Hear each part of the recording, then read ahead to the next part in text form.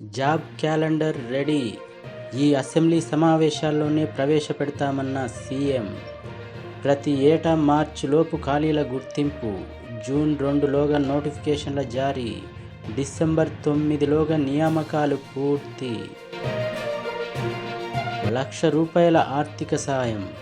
సివిల్స్లో మెయిన్స్కు అర్హత సాధించిన వారికి రాజీవ్ గాంధీ అభయహస్తం పేరిట కార్యక్రమం ప్రారంభించిన సీఎం. సింగరేణి తరపున ఆర్థిక సహాయం. మహిళలకు 2,350 కోట్లు ఆదా. మహాలక్ష్మి పథకాన్ని 68 కోట్ల మంది వినియోగించుకున్న మహిళలు. ఆర్టీసీ బస్సుల్లో ఫ్రీ జర్నీ.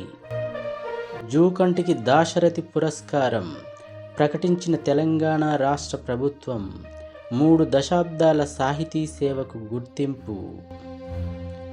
ప్రభుత్వ హైస్కూల్స్ టైమింగ్స్ మార్పు, ఆదేశాలు జారీ చేసిన ప్రభుత్వం. ప్రాథమిక పాఠశాలలతో సమానంగా ఇక నుంచి 9 నుంచి 4 గంటల 15 నిమిషాల వరకు. రాష్ట్రం సాధించుకున్న నిరుద్యోగులకు కొలువుల్లేవు. నిరుద్యోగ మహాధర్నాలో కేంద్ర మంత్రి కిషన్ రెడ్డి. తుమ్మిడిహెట్టి వద్ద ప్రాజెక్టు కట్టి తీరుతాం. మంత్రి ఉత్తమ్ కుమార్ రెడ్డి. అక్కడ ప్రాజెక్టు కడితే విద్యుత్ ఖర్చు తగ్గేది. కేసీఆర్ ఉచిత సలహాలు అవసరం లేదు. జీవో 317 కేబినెట్ సబ్ కమిటీకి కన్సల్టెంట్ నియామకం. రిటైర్డ్ ఐఏఎస్ అధికారి వెంకటేశ్వరరావుకు బాధ్యతలు. రుణమాఫీపై ఆందోళన వద్దు. ఇన్కమ్ ట్యాక్స్ కట్టేవారికి, ప్రజాప్రతినిధులకు మాఫీ వర్తించదు. అర్హులైన ఏ ఒక్క రైతుకు అన్యాయం జరగనివ్వం. మంత్రి తుమ్మల నాగేశ్వరరావు.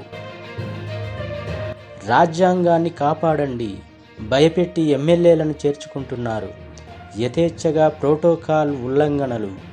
గవర్నర్కు బీఆర్ఎస్ నేతల ఫిర్యాదు.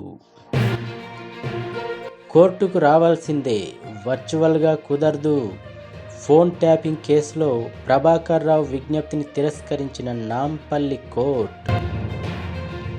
అసెంబ్లీ సెషన్లో కొత్త ఆర్ఓఆర్ కసరత్తు చేస్తున్న అధికార యంత్రాంగం.